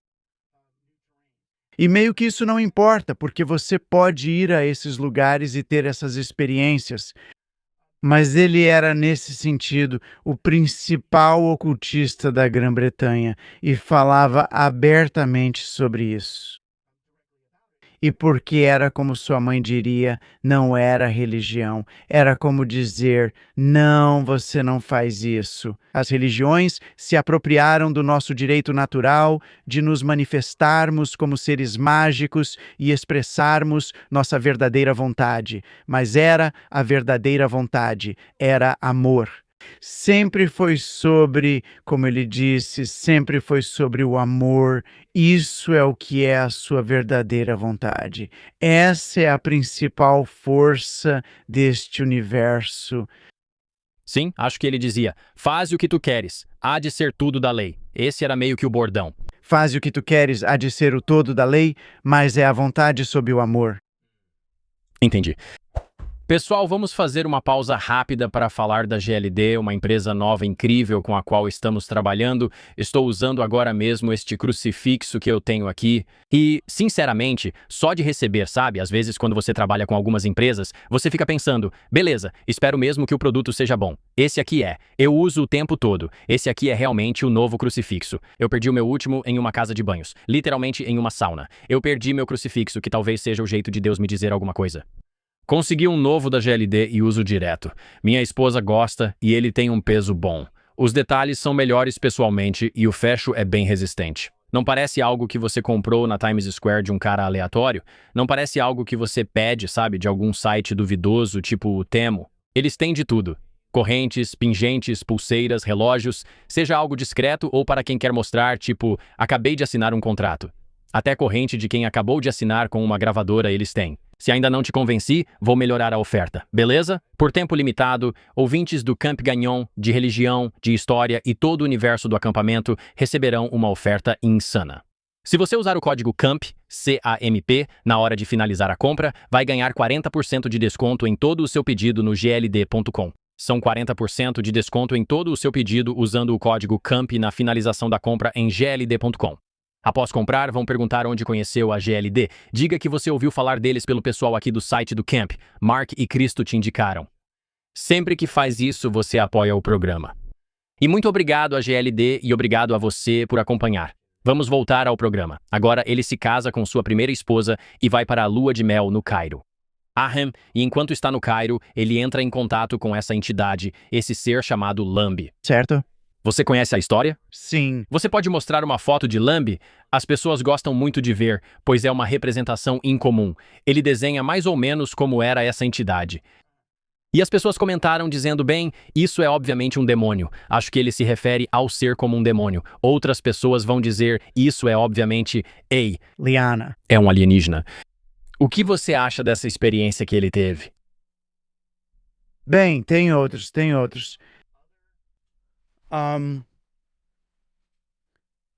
Tem outra coisa que a gente vê, certo? Eu sempre pensei nisso como o futuro, sabe? Que isso é, sabe, os humanos respondendo pra gente, que é, sabe? Eu já ouvi isso. Podiam muito bem ser alienígenas. Certo. Há uma teoria de um antropólogo, cujo nome estou esquecendo, que escreveu um livro sobre isso e também está ligado ao mundo dos OVNIs e UAPs. Jacques Vallée. O cara original não é o Jacques Vallée, é um cara jovem. Ele tem uns 40 e poucos anos, acho que ele dá aula lá em Minnesota, e o nome dele é Christus. Jean-Baptiste Lamarck. Não, se você buscar pela teoria dos alienígenas humanos do futuro, você ia se fascinar por esse cara. Não acredito que esqueci o nome dele. Muito gente boa, participou do programa e compartilhou isso comigo. Tem várias experiências malucas. Mas, mais ou menos, a teoria que ele propõe é exatamente essa, de que esses seres são humanos do futuro. E se você olhar para a domesticação dos humanos, desde, o Homo erectus até, o Homo sapiens agora, Dr. Michael Masters, muito obrigado. Ele argumenta que, seguindo essa domesticação, nossas bocas diminuíram e nossos cérebros tiveram encefalização, ficando um pouco maiores. E se você acompanhar isso, é muito provável que, em algumas iterações, nós começaríamos a parecer com esses cinzentos, e é assim que os humanos do futuro poderiam se parecer. Certo. Teoria interessante. É divertido pensar nisso, mas aí você vê esse ser com quem Crowley fala e muitos dizem que isso é claramente ruim. Você acha que é ruim? Talvez perigoso? Sempre perigoso. Quero dizer, você está brincando com fogo aqui, sabe? Quero dizer, é por isso que fui tão cuidadoso ao fazer trabalhos para minha filha. Assim posso fazê-los da forma mais benevolente, sem questionamentos e de modo fácil. E isso não vai machucar ninguém. Então, Sabe, ele ama todo mundo. Ele é bom. certo. Sabe, ele é quase um deus quase no estilo Disney, com quem dá até para brincar. É complicado. Quero dizer, Crowley não teve uma vida feliz. Essa é a outra coisa, né? Tipo, ele meio que vai e se torna infame e, você sabe, viaja de Nova York para Londres e, você sabe, entra pro M5 e basicamente trabalha como espião. E então, no final da vida dele, ele está pobre e bêbado, mais ou menos, e meio que sai de cena de forma silenciosa. É quase como uma história ao estilo de Salomão. Fico curioso sobre o que aconteceu com ele nessa época. Quem sabe? Digo, eu não estava lá, mas ele teve muito sexo, muito poder, muito exibicionismo. É difícil, sabe? Para mim, pelo que ele escrevia e pela forma como se manifestava na cultura, ele parecia meio narcisista e disposto a, ao que parece, esgotar as mulheres. Certo, pelo que ele estava fazendo.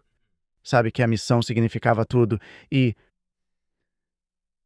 Quero dizer, eu também acredito em karma. Sabe? Isso volta contra você. Certo. Sabe, foi difícil. Quero dizer, eu teria gostado de conhecê-lo. Não acho que eu seria amigo dele. Certo. Eu teria medo dele. Deles. Mas há muitos desse tipo de pessoa. Quero dizer, Jack Parsons. Não sei se você está familiarizado com ele, outro infame cientista de foguetes de propulsão a jato que esteve muito envolvido na vanguarda aeroespacial americana. Também era um fanático fervoroso e ocultista que experimentava todo esse tipo de coisa. O fim da vida dele é estranho. Acho que morre em um incêndio no laboratório, explode e assim termina a história. E então quero dizer Michael Aquino, outro general infame dentro das Forças Armadas dos Estados Unidos, que era um ocultista bem assumido. Acho que ele se descreveria como satanista. Bem... Tem um agora. Tem aquele satanista que trabalhava com... Qual é o nome dele?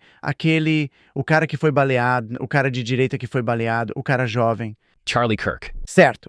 Charlie Kirk, sua esposa, e eles atuam juntos na organização em que trabalham. É a Turning Point Estados Unidos. Sim, a Turning Point Estados Unidos é dirigida em parte por aquele general satanista das Forças Armadas dos Estados Unidos.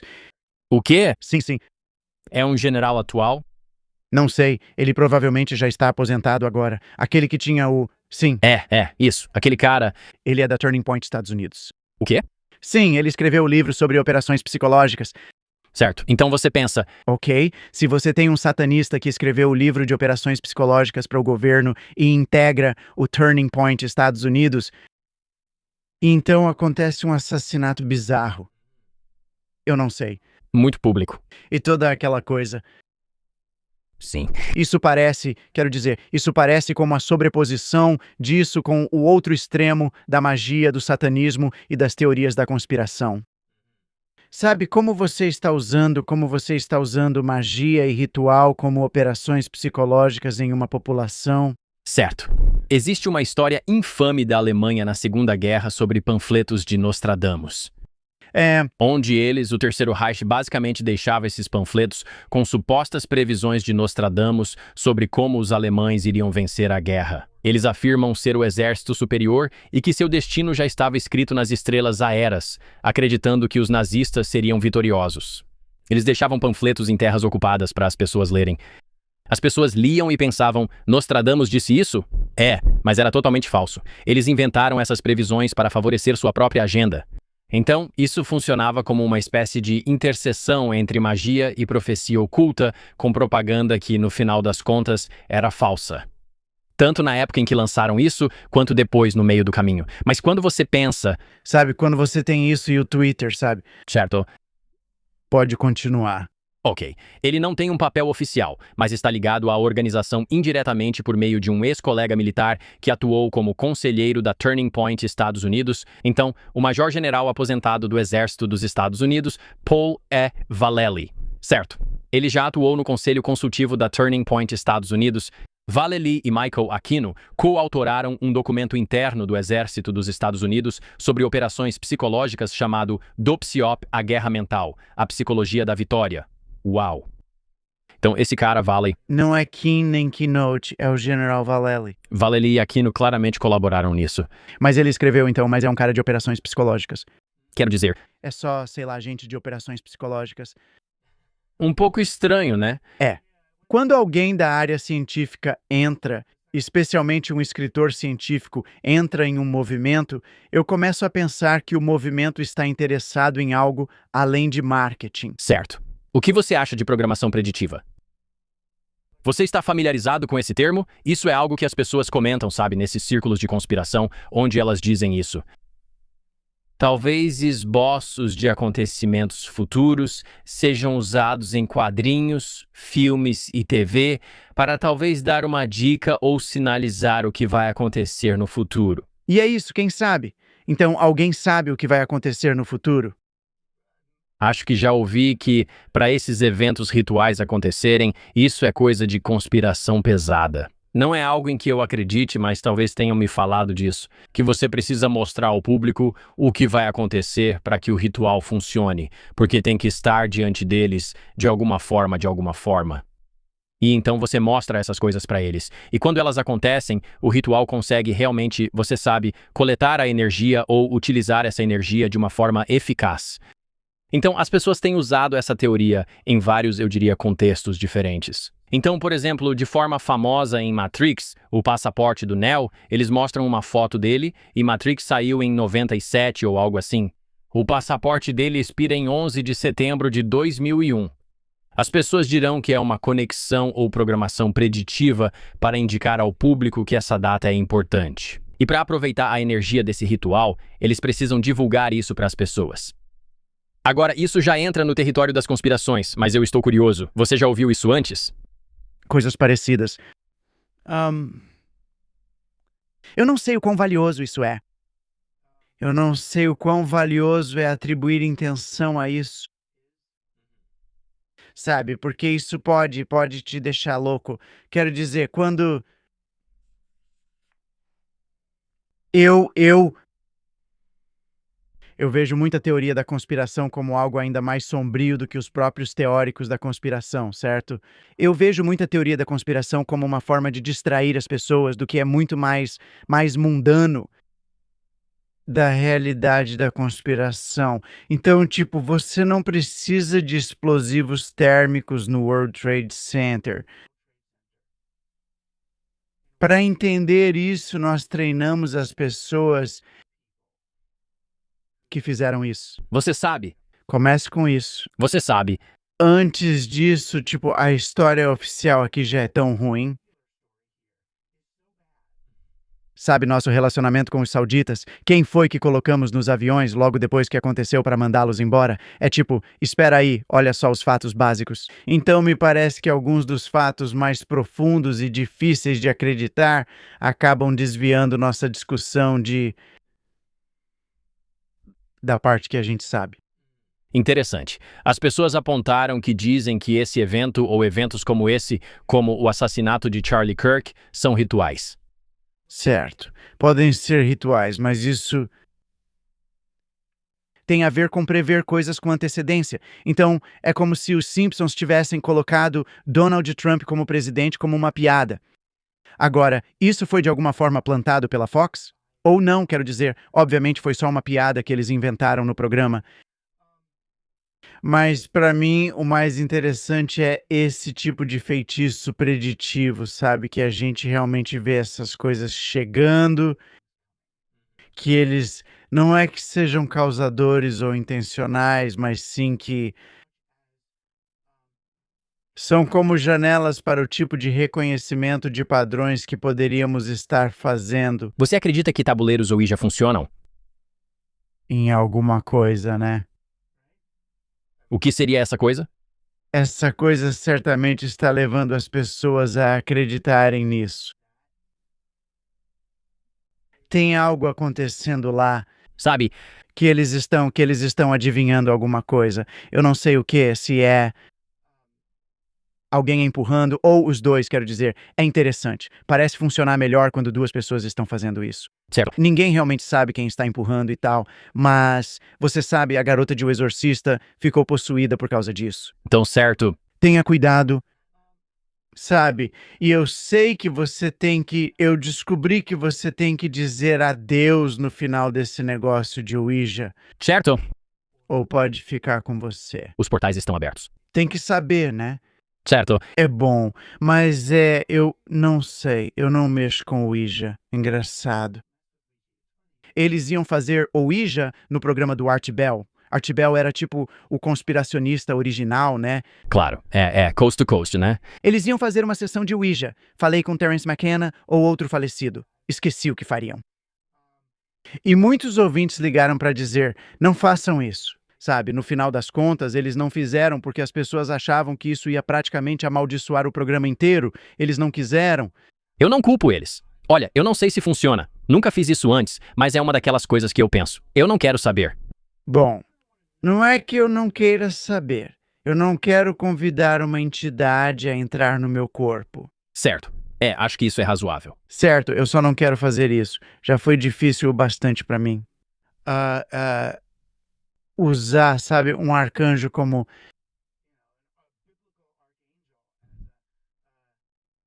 sabe, para Intermediário para sua filha, certo. sabe? Ah, isso já foi difícil até para acender uma vela. Católicos fazem isso sempre. Vocês têm todas essas coisas diferentes, é tão bonito, sabe? É mesmo, é tipo, é só acender uma vela. Os que eu mais gosto, porém, e quando você começa a ver isso como uma religião, são os quakers. Certo. Eles simplesmente sentam. Eles simplesmente sentam e então alguém se levanta e diz alguma coisa. As pessoas ouvem e então sentam e esperam até que outra pessoa seja chamada para dizer alguma coisa. E para tratar isso como sagrado quero dizer, simplesmente muito bonito. Certo. Mas eu acho que, como no exemplo do tabuleiro Ouija, é meio que essa fusão de consumismo com ocultismo. Acho que essa é a minha preocupação. Você já comprou o da Parker Brothers? É um tabuleiro Ouija da Hasbro. Aí você pensa, o que estamos fazendo? Tipo, se você acredita que isso tem algum tipo de poder sagrado, então dar isso como brinquedo nos anos 70 ou 80, quando era muito produzido, é meio estranho. Mas eu vejo isso da mesma forma que dizer que South Park ou os Simpsons poderiam ter algum mérito político. Sabe? Você está dando esse peso a um desenho animado, sabe? Antigamente, quando eu escrevia trabalhos analisando os Simpsons na faculdade, eles diziam que eu não podia usar os Simpsons como exemplo, porque naquela época isso era considerado cultura inferior. Você podia usar Ulisses. Sabe, usar. Não vejo problema com plástico. Não acho necessário comprar aquele de madeira na loja de bruxaria. Que foi abençoado. Meu ponto é, devemos convidar crianças para brincar com o ocultismo e é aí que eu fico assim. É assim que dá exorcista. Blair, vamos lá, eu digo, até parece. Eu vejo os cogumelos da mesma forma. Tipo, eu acho que cogumelos são uma tecnologia espiritual muito poderosa, certo? Não coloque na máquina de doces. Certo. E tipo, não é só deixar seus amigos usarem isso numa festa. Ou, quer dizer, deixa seus amigos fazerem o que quiserem, mas eu não iria numa festa e simplesmente falaria, deixa eu uso cogumelos. Sabe, eu usei ácido na faculdade e pensei, meu Deus, isso é uma abertura, um portal para algo realmente, meu Deus. E aí eu vejo uns moleques usando ácido no estacionamento do show do AC/DC, Sabe, no carro e tal. Tipo, o que você está fazendo? é assim que me sinto. Sim, opiáceos são um excelente remédio e devem ser usados como tal. Não se deve tomar opiáceos indiscriminadamente. Eu penso assim, isso é algo que precisa ser tratado com muita reverência e respeito. E essa é a minha preocupação com esse tipo de intercessão oculta, onde as pessoas simplesmente vão a uma festa, fazem um pouco de tarô, fazem um pouco disso e daquilo. Eu fico assim. Bem, vou te dizer uma coisa. Todas essas coisas são o que chamamos de amplificadores não específicos. Certo, você pode dar ácido para mim ou para você e a gente fica conectado com as pessoas. Mas se der para um cara da tecnologia, ele fica tipo, sim, eu sou Deus. Certo. Então seu setting, o set que é a sua mentalidade e o setting que é o ambiente em que você faz isso, vão definir a sua experiência. Então sim, um tech bro sob efeito de ácido ainda é um tech bro. Certo, sob efeito de ácido, no fim das contas, e o mesmo vale para a magia. É como se você expusesse uma pessoa que você sabe está tentando promover compaixão, ajuda mútua e uma sociedade acolhedora e amorosa, e essa pessoa se envolve com magia, ela vai ter uma experiência muito diferente de alguém que eu estou tentando alcançar. Eu estou tentando pegar meu arroz. Certo? Sabe, eu vou machucar aquela pessoa que me machucou. E eu vou. Sabe, eu vou fazer, bonecos de voodoo. E é isso. Você acha que existiram sociedades antigas que usaram esse tipo de tecnologia, que você poderia chamar talvez de ritual espiritual, para realmente progredir sua sociedade? Tipo, pensa, nas pessoas que existiam ao redor de Stonehenge. Você acha que eles usavam esses lugares que são, obviamente, lugares de ritual? Tem esses altares, e o lugar existe como algum tipo de espaço sagrado. Você acha que eles usavam isso e realmente se comunicavam com algum tipo de poder superior para conseguir algo ou alcançar alguma coisa? Você acha que era só um ritual antigo de algumas pessoas em algum campo? Com certeza. Quero dizer, sabemos que eles faziam essas coisas em parte porque não tinham fertilizante vindo pelo Estreito de Hormuz, sabe?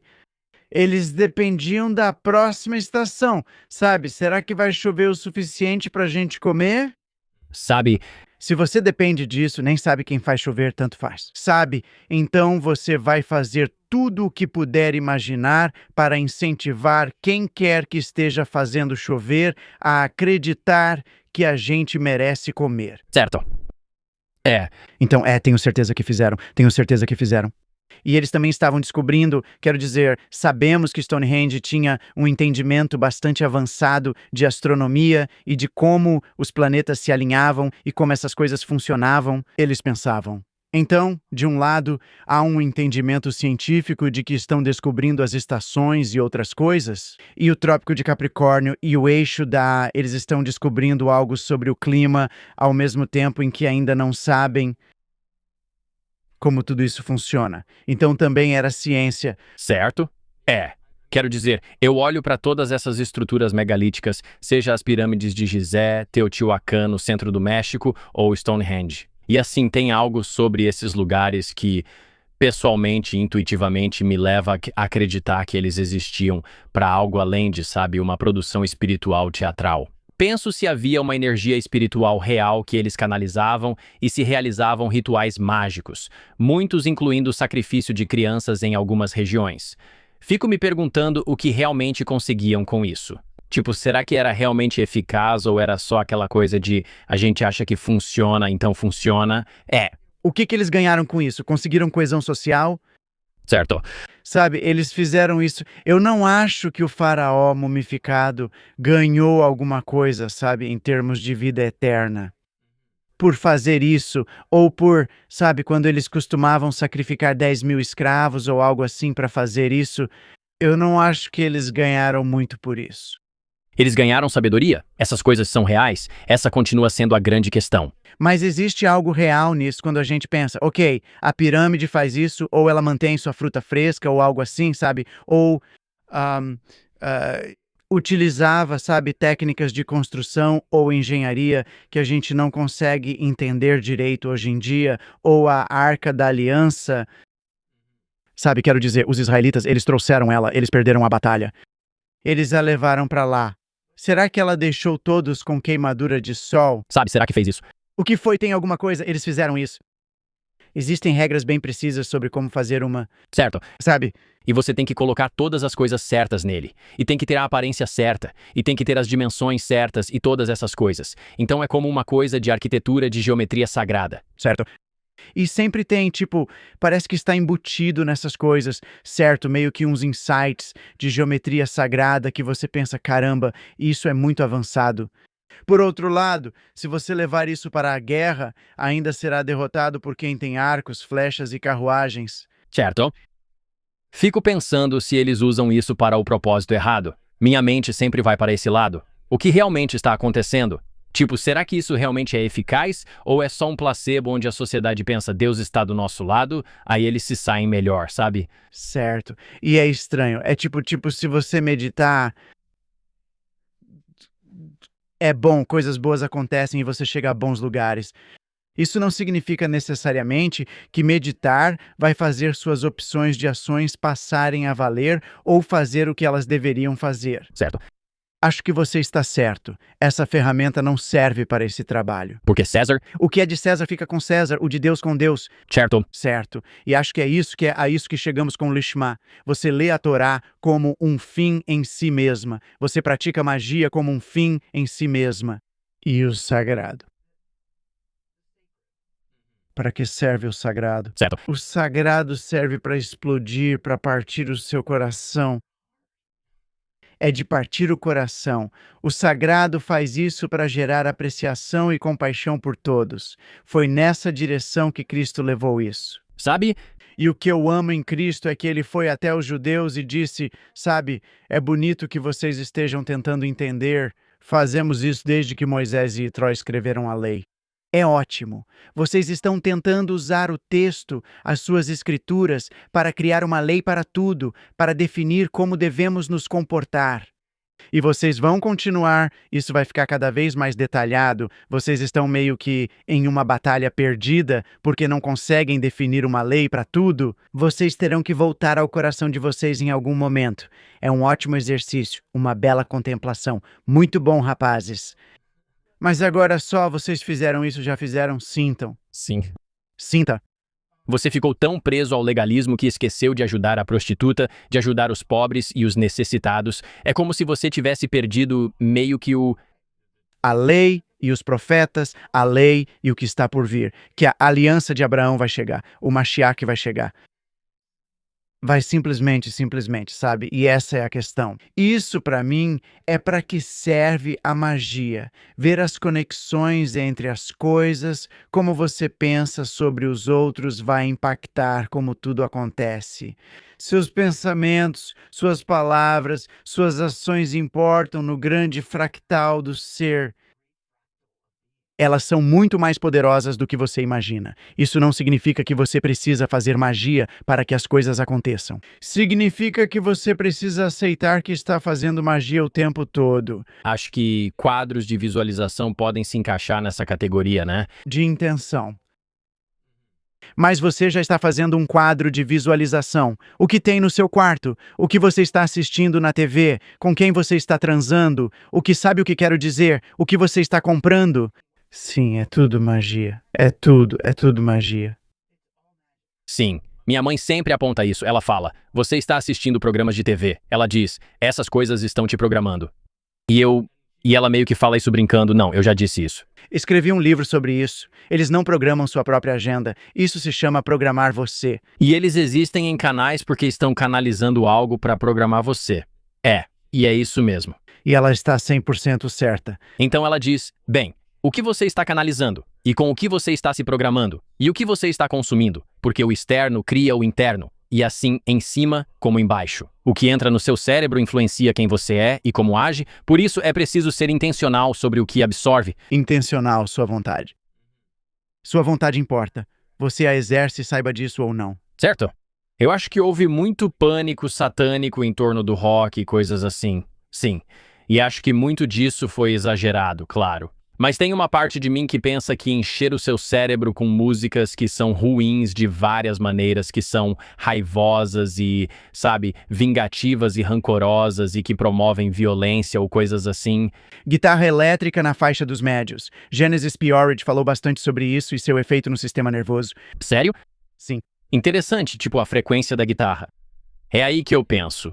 Os sons e a música criam uma abertura no seu subconsciente, e então as palavras criam uma permeabilidade. E eu penso, vou ouvir coisas que são melhores. Todos nós vamos morrer. He, matar. Eu mato, morrer. Parece que uma parte de mim pensa, ok, estou sendo um pouco irônico. Isso é bobo. Você pode ouvir rap ou rock sem ser programado para matar pessoas. Mas eu fico pensando, o que isso faz com a sua alma? Ou então eu realmente tento ouvir coisas que eu acho que são edificantes, certo? Ou que, sabe, me coloquem em um estado de paz. E eu não acho que seja específico de um gênero, que seja bom ou ruim. Penso nisso. E você, como músico, está familiarizado com isso? Vê a música como programação? Faz isso deliberadamente? Com certeza. E a banda em que eu estava se chamava Psychic TV. Sabe? E basicamente estava dizendo que estamos vivendo em um mundo programado. E o que a gente tocava era chamado de música industrial, que, embora tenha se tornado mais psicodélica com o tempo, era uma psicodelia meio alegre, mas a tradição era industrial. A música industrial queria mostrar que vivemos em um mundo cheio de construções, barulho e afins. E Gênesis começou a samplear sons industriais e a torná-los parte da música. Então era uma forma de tentar assumir o controle disso, sabe? E entender o que está acontecendo com você, mas acabou parecendo que aquela música era meio agressiva e foi por isso que depois ela evoluiu para uma música psicodélica muito alegre, muito feliz. Você acha que frequências afetam seu subconsciente? Com certeza, tipo 432 Hz ou qualquer coisa assim. Ou ruído marrom. Faz você querer ir ao banheiro. Mas você acha que isso é real? Sim, é real, tem que ser alto. Sério? Sim, Interessante. Acho que tipo, com certeza. isso pode te deixar com raiva, pode te acalmar. As músicas que escolhem quando colocam aqueles alto-falantes enormes fora da casa do Noriega ou algo assim, Isso é Metallica, certo? eles só não estão tocando Neil Young no volume máximo, certo? Isso é interessante. Eu penso nessas coisas como, sabe, existe um mundo onde o governo está incentivando ou promovendo certos tipos de música para influenciar a população de uma forma ou de outra. Sim, eles financiaram filmes. Sabe, todos aqueles filmes do Frank Capra e coisas assim. Não todos, mas eles fazem Top Gun, sabe? Tem muito equipamento militar envolvido, né? Tenho certeza que você já ouviu sobre a CIA com Jackson Pollock e a arte pós-moderna, investindo em galerias para mostrar aos soviéticos como somos livres e espontâneos. Sim, e tinha algo chamado Lei Smith-Mundt, porque tantos americanos odiavam essas coisas, porque a gente ainda era bem maga naquela época. A maioria de nós era maga. Eles não queriam que os americanos vissem a imagem de liberdade, modernidade e progresso que projetávamos na Europa, pois sabiam que a maioria diria, não, não somos assim. Isso é coisa de homossexual, sabe? Coisa estranha. Então, a gente tinha uma lei chamada Lei Smith-Mundt, que dizia que propaganda externa não podia ser usada aqui. Mas aí, foi finalmente essa barreira que foi suspensa em 2013. E isso é parte do que eu acho que deixou a gente meio maluco, porque agora a imagem que a gente projetava para fora e a que tentava manter aqui meio que colidiram e elas são diferentes. Interessante, sabe? Um é meio que um liberal urbano, sabe? Woke. Coisa. E o outro é não, agora a verdadeira América, a identidade americana insular. Isso é interessante. Agora eles se juntaram e tivemos que lidar com isso. Isso é interessante, nunca ouvi antes. E então esse ato, historicamente, foi usado para proibir que mídias produzidas pelo governo, destinadas a audiências estrangeiras, fossem disseminadas domesticamente. Uau! Isso é fascinante. E então, porque você podia falar com pessoas de outra nação, usando um idioma diferente e algum tipo de visual para promover o que quer que estivesse mostrando, né, nesse contexto? O americano progressista, sabe? Sim, o Jackson Pollock e... Certo. Isso é tão interessante, mas sim, acho que fico curioso se o governo seria do tipo, ei, vamos promover esse tipo de música ou esse tipo de filme porque queremos que as pessoas se comportem desse jeito. Para uma agenda nacionalista ou patriótica, você pensa, ok, entendo que financiaram Top Gun para nos fazer sentir mais americanos. Foi o que fizemos. Quero dizer, foi mais no nosso planejamento urbano. Então, tipo, Levittown foi criado pelos irmãos Levitt e pelo FDR. Acredito que Margaret Mead também participou para incentivar um certo tipo de comportamento. Separe as casas, evite espaços públicos de encontro e exija hipoteca para adquirir uma casa. Com a hipoteca, a pessoa busca manter o emprego e não vai haver movimento trabalhista. Então eles pensavam muito dessa forma. Quero dizer, agora eu acho que a América corporativa é muito maior do que a própria América. Sabe, se existem certos tipos de música e... Você sabe, veja o Larry Ellison comprando a Paramount e o TikTok, e ele tem uma infraestrutura de vigilância melhor do que a Palantir. Ele tem um contrato de, 30 anos com as Forças de Defesa de Israel e um com a CIA. E quero dizer, e ele está produzindo Yellowstone, sabe? E Deus sabe o que mais. Então é como, sabe, existe um império de propaganda. Eu só acho que, atualmente, ele é mais corporativo do que governamental. Interessante. Ótimo ponto. Acho que há essa sensação de que o governo sabe, mas no fundo é só questão de criar alinhamento, certo? Tipo, onde as corporações simplesmente promovem o que o governo também quer, criando esse alinhamento mútuo. E acho que é provavelmente isso mesmo, né? Dizem que os Estados Unidos são apenas várias corporações disfarçadas. E de certa forma... Embora, na verdade, desde Franklin Delano Roosevelt, as corporações vêm tentando retomar o poder. Isso tem sido uma tentativa organizada... Uma reviravolta teatral. Sim, um projeto de 100 anos para tirar a América desse tipo de, você sabe, WPA, país com rede de proteção social do New Deal, para voltar ou avançar para algo mais libertário, dominado por corporações, cada um por si, onde o poder faz a lei. Certo. Eles acham que isso fortalece as pessoas em vez de enfraquecê-las com apoio. Você acha que IA é mágica? Você acha que a IA, em alguma versão ou na produção atual, tem elementos mágicos ou ritualísticos? Sim, você pode usar IA de forma mágica, sabe? Como um oráculo, como uma carta de tarô, como uma coisa assim. Sim, E eu já vi pessoas brincando com isso, brincando desse jeito. Interessante. Funciona? Quem pode dizer? Acho que sim, né? Douglas, foi fabuloso. Muito obrigado. Agradeço mesmo. Se quiserem conhecer mais do seu trabalho ou seguir o Team Human, teamhuman.fm. Você ouve podcasts ou assiste a podcasts no YouTube como este aqui? Eles só vão lá e vão colocar um link para mim. Eu não vou fazer nada. Eu me recuso a fazer isso. Coloque um link. teamhuman.fm ou vá para o YouTube. Eu sou Douglas Rushkoff. Vai ser divertido. A gente conversa assim, mas ainda mais estranho. Eu não consigo imaginar. Douglas, que Deus te abençoe, irmão. Muito obrigado por estar aqui. Eu agradeço de verdade. Vamos fazer isso de novo em breve. Sim, vamos acender a fogueira na próxima vez. Estou na estrada. Minha turnê de stand-up segue até o fim do ano e passarei por várias cidades. Em outubro, estarei em Plano, Texas e Chandler, Arizona. Em novembro, vou para Pasadena, Califórnia. Vou para San Diego. E em dezembro, vou para Detroit, Michigan. E em janeiro... Eu estarei em Salt Lake City. Mal posso esperar para ver vocês. Sempre fico após cada apresentação e adoraria tirar uma foto e conversar sobre o podcast, a vida ou o que quiserem. Apareçam lá. Venha curtir, ver o show e me cumprimentar depois.